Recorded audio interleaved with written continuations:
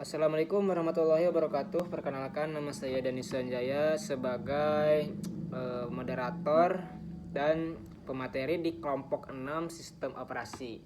Di kelompok 6 ini tersebut ada 4 anggota. Yang pertama Dani Sanjaya, saya sendiri. Yang kedua Haika Lutfianino Balukiah. Yang ketiga Herliana Tricahyanti. Yang terakhir Muhrepan Eka Permana. Lanjut, saya akan memaparkan materi pertama, yaitu ringkasan sistem operasi. Di ringkasan sistem operasi tersebut ada 3 poin. Yang pertama adalah sistem operasi, pengelola hardware, dan platform aplikasi.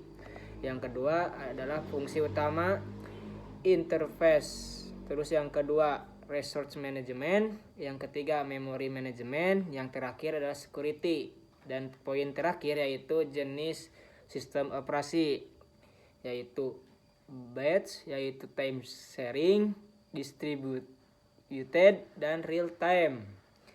Nah, apa itu sistem operasi, pengelola hardware, dan platform aplikasi? Sistem operasi adalah software yang mengelola hardware dan menyediakan platform bagi aplikasi. Fungsi utamanya yaitu user interface, menghubungkan pengguna dengan komputer, misalnya GUI dan CLI. Yang kedua, resource management, yaitu mengatur penggunaan CPU, memori, dan perangkat. Yang ketiga, memory management. Memory management yaitu mengalokasikan dan membebaskan memori untuk program.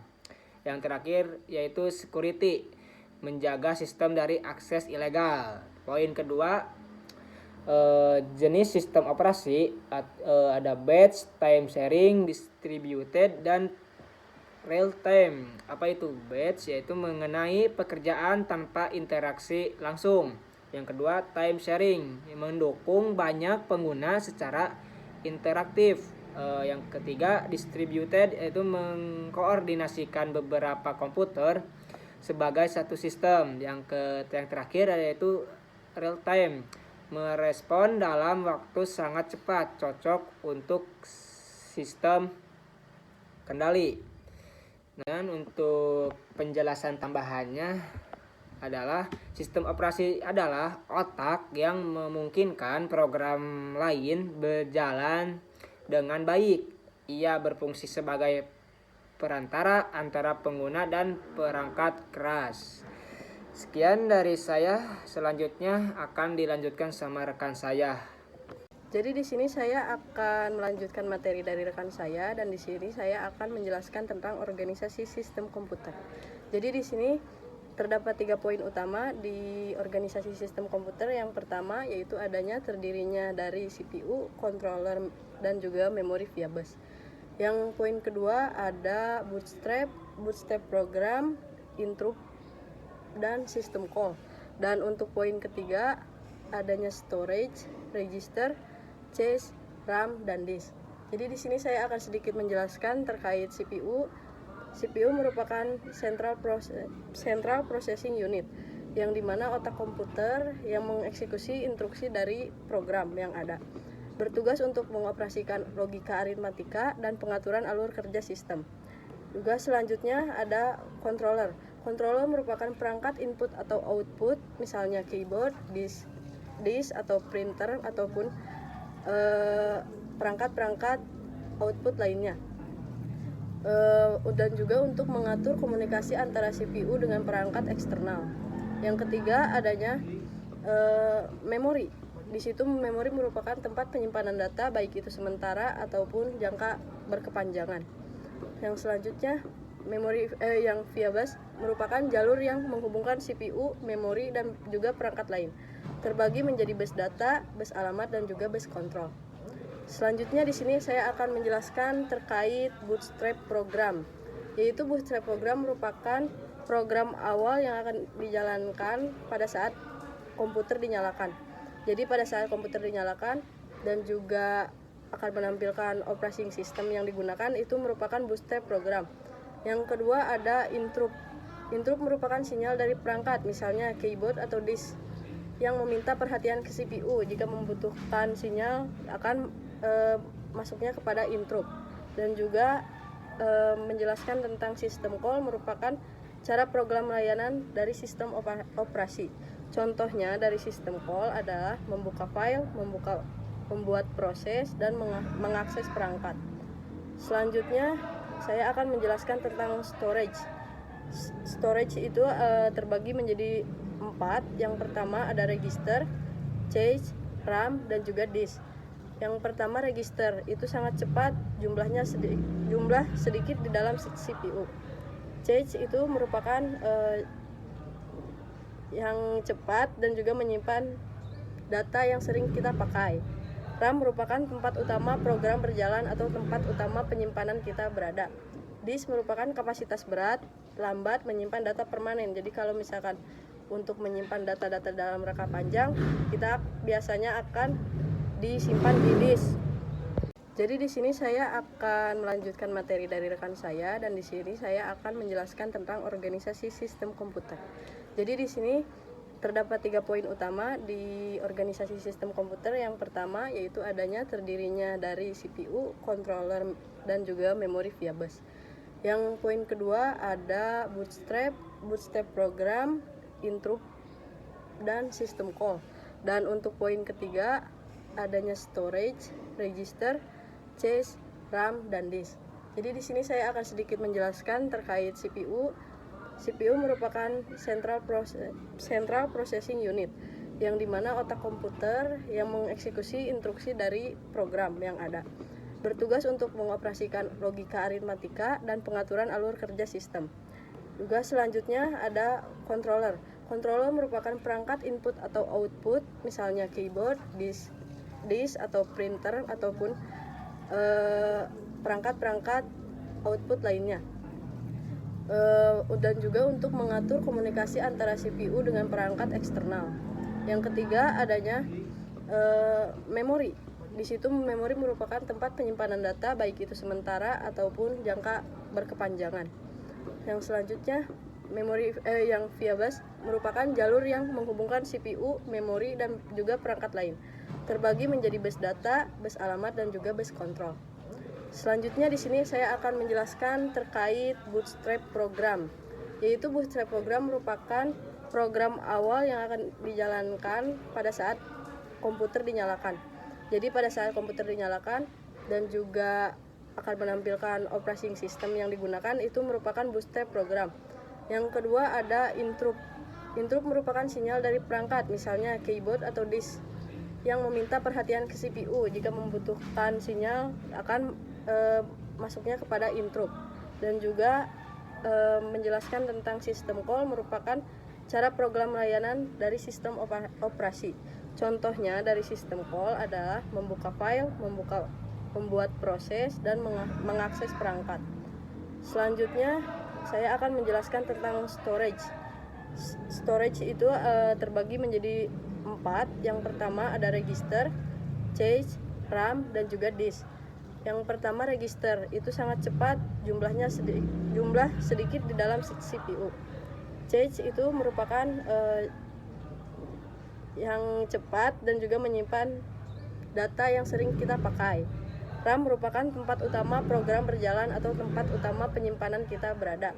Disk merupakan kapasitas berat, lambat, menyimpan data permanen. Jadi kalau misalkan untuk menyimpan data-data dalam rangka panjang, kita biasanya akan disimpan di disk. Mungkin sekian dari penjelasan saya tentang organisasi sistem komputer. Selanjutnya akan dijelaskan oleh rekan saya. Terima kasih. Oke, di sini saya akan menjelaskan arsitektur sistem, dan di sini poinnya ada 3, single versus multiprosesor dan closed system, dan keuntungannya.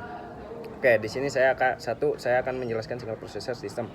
Poinnya di sini ada sistem dengan satu CPU yang menangani seluruh tugas dan sederhana dan cocok untuk komputer pribadi untuk single prosesor. Dan di sini ada multiprosesor system, dan ada 5 poin di sini, terdiri dari 2 atau lebih CPU.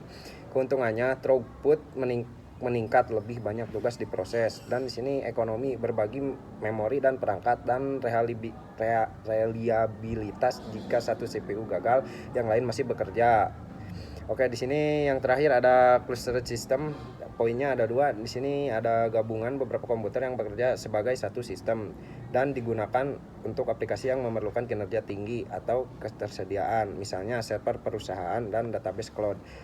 Oke, di sini penjelasan saya sampai di sini dan akan dilanjutkan oleh teman saya. Baik, di sini saya akan memaparkan materi selanjutnya, yaitu struktur sistem operasi. Yang pertama ada user interface, yang kedua sistem call, yang ketiga OS struktur. Saya akan menjelaskan yang pertama dahulu, yaitu user interface. Ini adalah cara pengguna berinteraksi dengan sistem operasi. Ada dua pendekatan fundamental. Yang pertama adalah CLI atau Command Line Interface.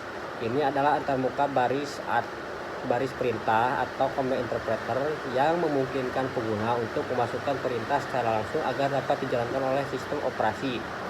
Pada beberapa sistem, command interpreter ini termasuk di dalam kernel, sementara di sistem lain seperti Windows XP dan Unix diperlakukan sebagai program khusus. Yang kedua ada GUI, Graphical User Interface. Ini adalah antarmuka pengguna grafis yang memungkinkan pengguna berinteraksi dengan sistem operasi melalui antarmuka visual. Yang kedua sistem call. Ini adalah antarmuka yang digunakan oleh program untuk meminta layanan dari sistem operasi. Sistem call adalah cara terprogram di mana sebuah program komputer meminta layanan dari kernel sistem operasi. Panggilan ini umumnya tersedia sebagai rutin yang ditulis dalam bahasa C dan C++.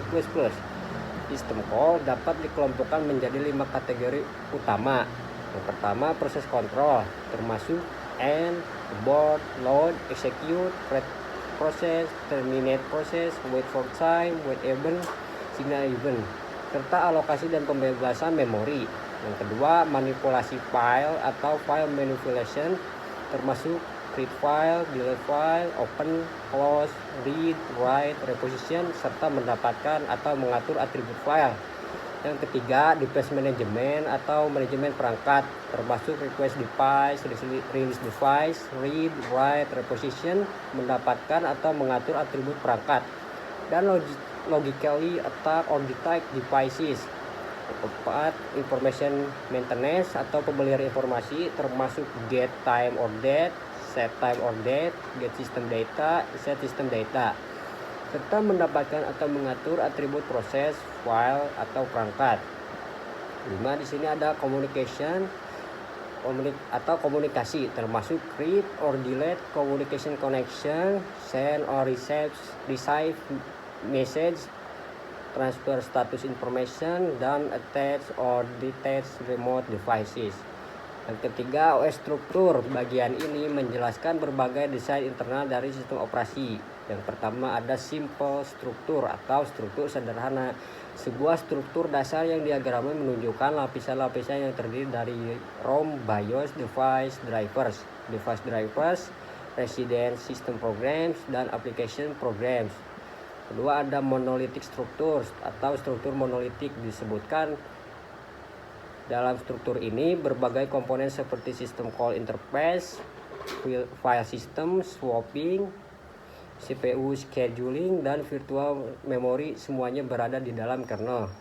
Lalu layer struktur atau struktur berlapis, pendekatan yang mengorganisasi sistem operasi ke dalam beberapa lapisan atau layer. Ini dimulai dari layer kosong atau hardware di bagian paling bawah hingga layer N atau user interface di bagian paling atas.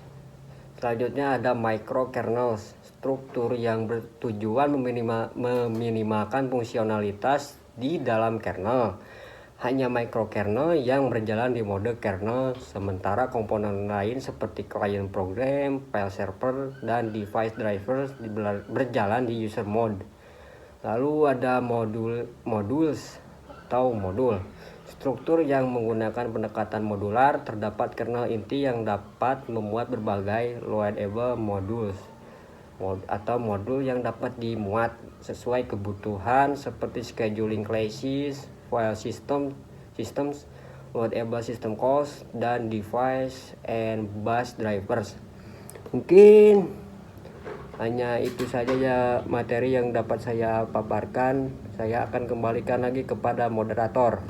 Baik, mungkin dari kelompok kami sudah dijelaskan oleh rekan-rekan saya, ada 4 pemateri.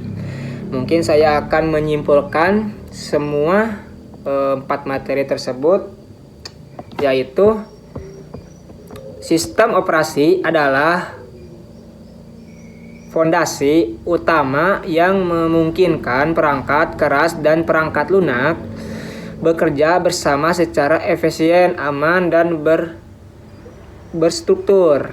Nah, mungkin cukup sekian dari kelompok kami. Billahi taufik wal hidayah. Wassalamualaikum warahmatullahi wabarakatuh.